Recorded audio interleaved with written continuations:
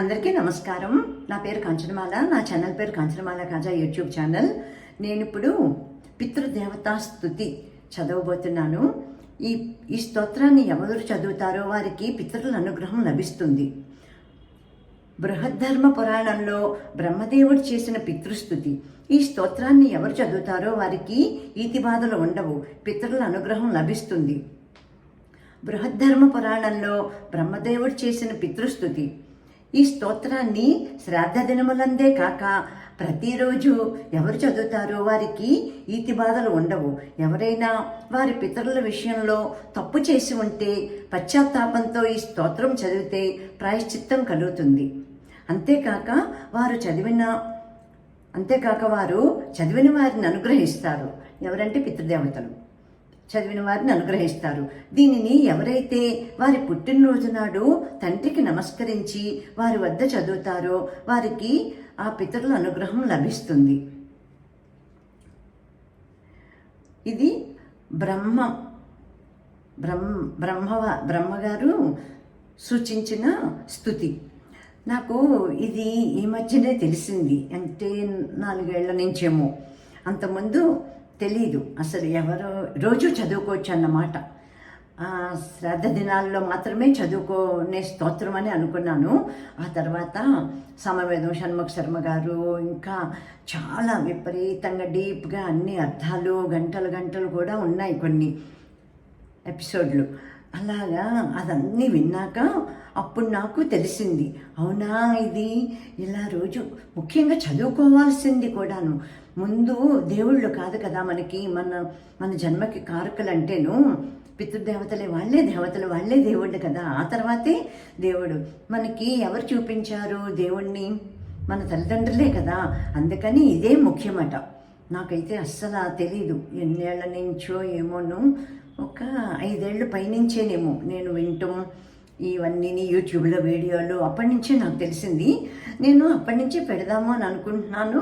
Telugu meaning కూడాను ఉంటే బాగుంటుంది కదా, ఉత్త శ్లోకమే కాకుండా అనే ఉద్దేశంతో ఇప్పుడు నేను గూగుల్ సెర్చ్ చేస్తే నాకు తెలుగు మీనింగ్తో ఉన్నది దొరికింది, పితృదేవతా స్తుతి. అది ఇప్పుడు నేను నా ఛానల్లో పెట్టుకుంటున్నాను. ఇప్పుడు ఇలా నాకులాగా తెలియని వాళ్ళు ఉంటారు కదా, అట్లాగా అందరూ కూడాను ఇది పట్టించుకుని ఇంట్లో ప్రతిరోజు ధ్వనించేలాగా చేసుకుని పితృదేవతల యొక్క ఆశీర్వచనాలు పొందుతారనే ఉద్దేశంతో నేను ఈ వీడియో చేస్తున్నాను. ఇది చాలా చాలా ముఖ్యమని సమవేదం షణ్ముఖ శర్మ గారు, నండూరు శ్రీనివాస్ గారు, ఇంకా వద్దిపర్తి ప్రభాకర్ రావు గారు, ఇంకా ఎంతమంది విన్నానో ఏమో మరి గుర్తు రావట్లేదు ఇప్పుడు. అది ఇంకా మాట్లాడుతూ ఉంటే ఇంకా నాకు పెద్దదైపోతుంది. ఇప్పుడు నేను ఇది చదువుతాను. అందరూ కూడాను చదువుకుని దీనివల్ల ఫలితం పొందుతారని నేను ఆశిస్తున్నాను. బ్రహ్మోవాచ నమో పిత్రే జన్మదాత్రే సర్వదేవమయాయ చ సుఖదాయ ప్రసన్నాయ సుప్రీతాయ మహాత్మని.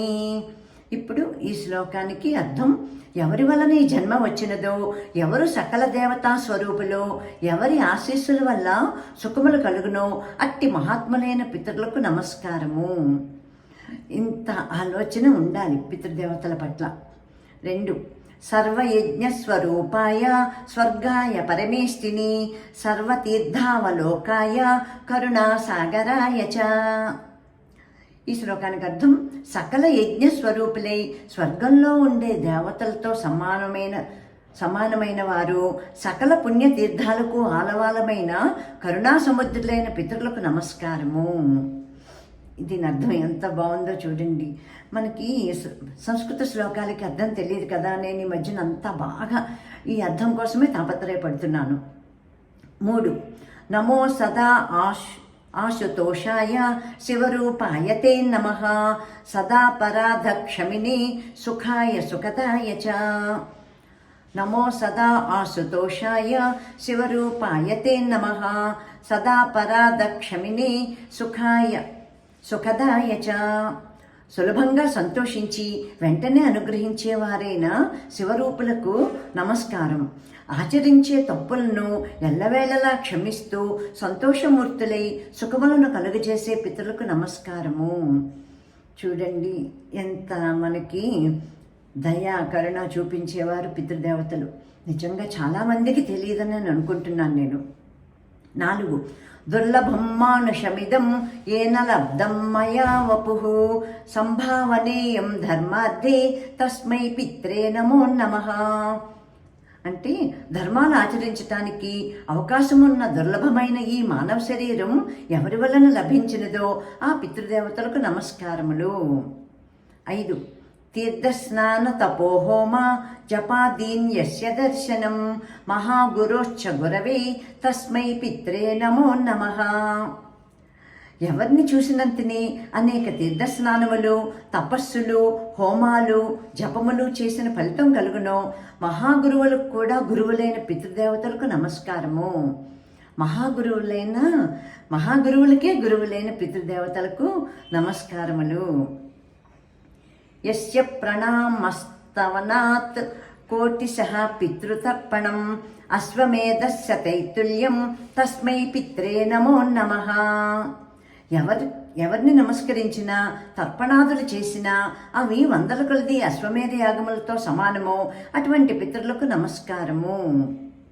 ఫలశ్రుతి ఇదం స్తోత్రం పితృః పుణ్యం హ్యః పఠేత్ ప్రయతో నరః ప్రత్యహం ప్రాతురుద్ధాయ పితృశ్రాద్ధదినోపి చ స్వజన్మదినమే సాక్షాత్ పితరులే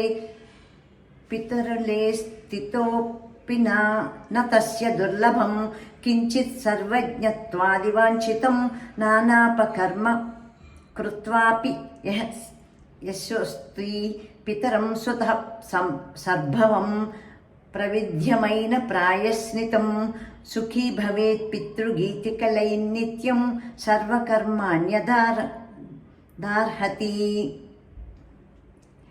ఇది శ్రీ పితృదేవతా స్తోత్రం సంపూర్ణం. ఇంతటి మహత్తరమైన అర్థం ఉంది కదా ఈ పితృదేవత స్తవంలోనూ స్తుతిలోనూ. కాబట్టి అందరూ కూడాను ప్రతిరోజు వారింట్లో ధ్వనింపచేసి, చదవకపోయినా పర్వాలేదు ధ్వనింప చేయాలి కనీసం అని చెప్తున్నారు. అలాగే చేసి అందరూను దీనివల్ల ఫలితం పొందుతారని నేను ఆశిస్తూ విరమిస్తున్నాను. Thank you to you all for watching all of my videos. Thank you so much all of my viewers.